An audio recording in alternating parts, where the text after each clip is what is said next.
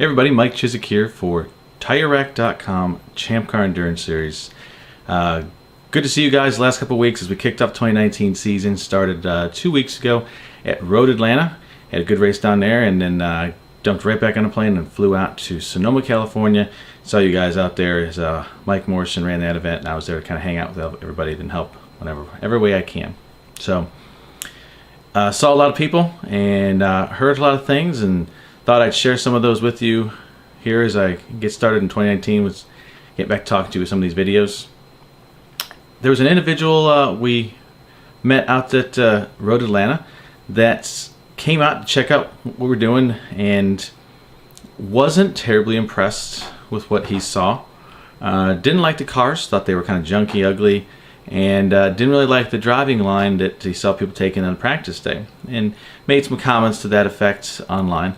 But then he stuck around Saturday and watched and talked to a lot of you drivers, and you guys told him what we told you when you got a hold of us looking for information yourselves, and that was that the way the cars look doesn't matter. We do not aspire to have fancy, expensive, fast cars. This is not the place for those cars. We are a cheap place, a place for guys who have family to take care of and other obligations, don't have a lot of extra discretionary income. They can take what's left and they can buy a cheap car and build it and come run with us a couple times a year to have some fun. So it doesn't matter if the car had a smashed body panel or rusted body panels, or if your kids got a hold of it when you weren't around and they managed to paint some pink fluffy unicorns on it, a bunch of rainbows. Which, by the way, if that interests you, my kids would love to paint your car like that. It seems to be all they're talking about. So anyway, that's fine, because beauty's in the eye of the beholder anyway, and the way your car looks doesn't really make it fast. It's what's underneath that counts. And what this individual saw the next day was just that there was plenty of cars that were fast and reliable despite how they looked. And more importantly, he saw a lot of good driving. And despite the fact that we don't always take what is considered to be a official racing line, most of you know that the best line around the track is where there's not somebody in your way. So you do what you have to. It's called traffic management, and you make it around the course, and you guys will go 3 wide through some treacherous section of track just fine. Stay on track, you don't hit anybody, and keep going. And this is what this person saw. Was quite impressed. So hats off to you guys. And by the end of the weekend, was impressed with us. So the comment he made, you would not find online because they removed it. And so it was a good story to hear, and just a reminder that we're not trying to make our cars fancier looking and get expensive. We want to keep it just as they are, and your car is ugly as sin, you're still welcome to show up and run it. It doesn't bother us at all. A couple days later, flew out to California and had a race out there, a much smaller race, but just as much fun. You guys did a good job racing out there. Unfortunately, we had an individual that made a mistake, and whether or not you've heard it, I don't know, but they managed to slip off and impact a safety vehicle that was working off course.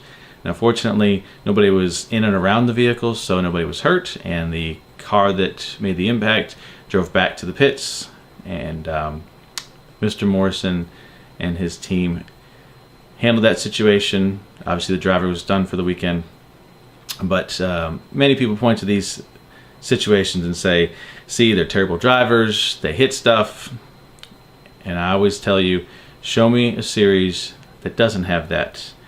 I mean, it goes all the way up to the top, as we all watched Mr. Montoya make a mistake.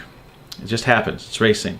We're people, and we are full of grassroots amateur racers, not professionals. Not that professionals don't make mistakes, but amateurs are going to make mistakes, and we're okay with that. As long as you learn from it, there is a penalty, obviously, for making said mistakes, but nobody's banned or ostracized from the club because they're not perfect. Heck, I made mistakes when I drove. It's part of the learning process. And then there's random freak things that happen. Somebody lost a panhard bar at Road Atlanta, and it took out another car behind him. So it doesn't matter. That could happen to Jimmy Johnson. So we will continue to welcome the new drivers, and they will learn like the rest of you did on track, and will get better. So just some good stories, food for thought from the past 2 weeks, a reminder of who we are and who we will remain in years to come. Coming up, guys, we've got financial statement is coming out. Preview, spoiler alert there, it's really good, so that's coming. Petitions are compiled, and we're going to get those out to you shortly. Remember, these are not rule changes. These are suggestions that your fellow racers have made they think that would make the club better. You'll have the ability to comment on their ideas and say, this is brilliant, we should do this, or that is the most stupid thing I ever heard in my life. Whose idea was this? By the way, their name is on the top of those petitions, so you know who submitted it. The board will look at all those, and we'll make a decision. We tend to like to say no a lot, by the way. But anyway, that's coming to you. I know there was something else that had to come out too. Oh, VPI. No changes VPI, obviously we do it once a year, but new cars. People are always emailing and say, hey, can I race this car? It's not on your list. What's it going to value to me? And so, we will come up with that number, and rather than dump them randomly all the time every couple of weeks, we decided we will do them quarterly, and the first of those is March 1st. And so we'll be adding about 4 to 6 vehicles to the VPI table on March 1st. And if any of those new ones interest you, you happen to have a grandma that's got one in the backyard that you can have for nothing, well, now you can start racing it. So that'll be coming out here shortly as well. So meantime, though, next week, VIR South, we got a little over 50 cars. That's busy pit road, fun racetrack to get you guys out in the Mid-Atlantic region. And then after that, in the March, we've got Harris Hill, which is loaded up with a ton of cars down there. So if you're in one of those 2 races, make sure your car is ready, you're running out of time, and you don't want to be stuck in the paddock fixing stupid things on the weekend when you should be racing. Guys, if you have any questions, comments, concerns, as always, email me, info@champcar.org. And meantime, we'll see you at the track. Thanks. Bye.